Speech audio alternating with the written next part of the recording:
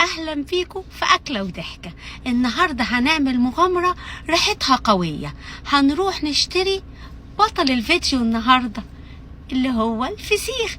يلا بينا. ودلوقتي وصلنا لأول محطة وهو السمك البوري. أصلي من غير سمك بوري مفيش فسيخ. بصوا، السمكة لازم تكون الخياشيم لونها روز فاتح، وكمان حجمها يكون كبير. بعتلكوا بعد 5 ساعات ونص. بصوا اهو، نزل دم وبرضه لسه في دم، بس هي السمكة كانت الأول طرية. دلوقتي بصوا مسكت نفسها، ابتدت تنفخ، نشفت.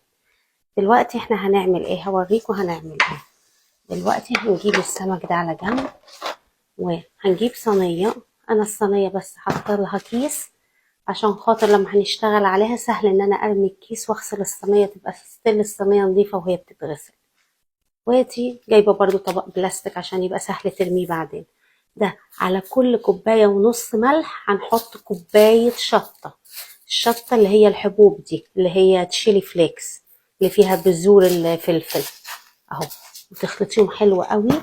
هتجيبي سمكه طبعا هتفضلي تدوسي كده، تدوسي جامد وتحطي لغايه ما بصوا كل ده لازم ينضف. تفضلي تنضفي عشان بعدين لما يتخلل وتفتحيه ما يبقاش فيه ريحة فسيخ شديدة وكده، لا تبقى ريحته كويسة، ما تحسيش ان انتي مخللة فسيخ ويقلب لك ريحة الشقة. بس هتضطري بصي تبقي مقطعة مناديل جنبك، مناديل المطبخ عشان تتشرب. تفضلي تعملي كده وتدوسي. ادي السمكة اهي خلاص، ادي نشفت وبقت ناشفة وعملنا لها مساج. هنعمل ايه بقى؟ بص، هنحط ملح كتير قوي اهو. بصوا بالمعلقه اهو، لازم تتملي، لازم. يا ريت ممكن تعملي تحت الطبق عشان اللي يقع في الطبق عشان تقدري تستعمليه اهو.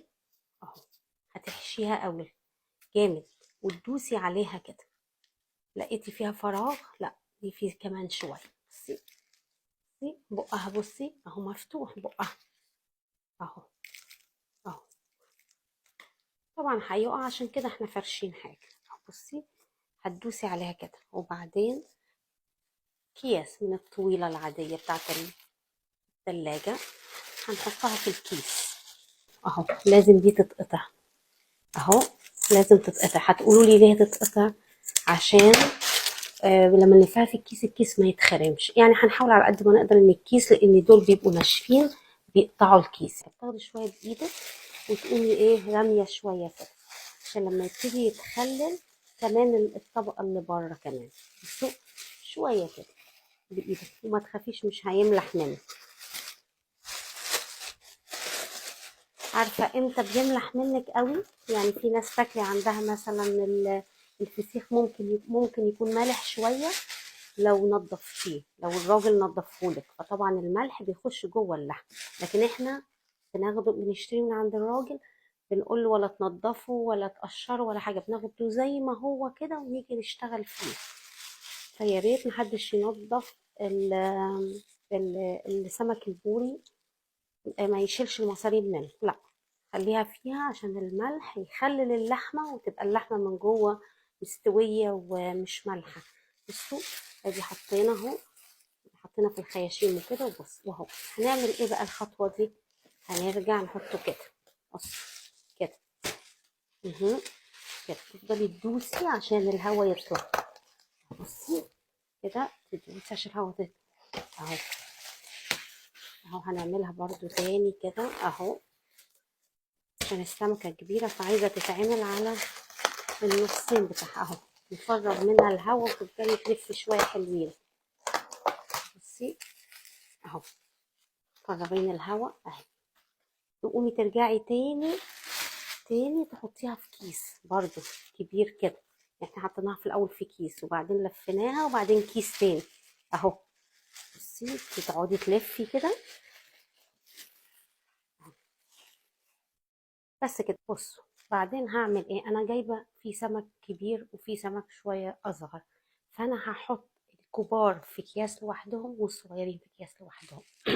مثلا عندي 3 طلعوا كبار، كبار قوي، هحطهم في ايه لوحدهم.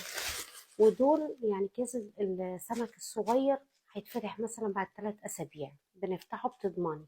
الكبير لا، خليه شهر عشان تضمني ان هو استوى. فدايما لما تسحبه اسحبه من الصغير الاول يكون استوى بعد 3 اسابيع.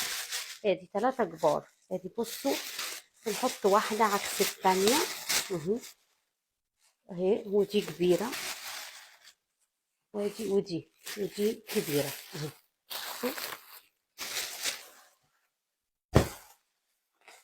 هتلفوه كده، شايفين اهو.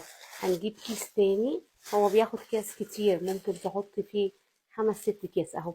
العكس بقى تقومي عاملة كده، وادي اهو، بصي ادي اهو. خلاص الرحلة خلصت.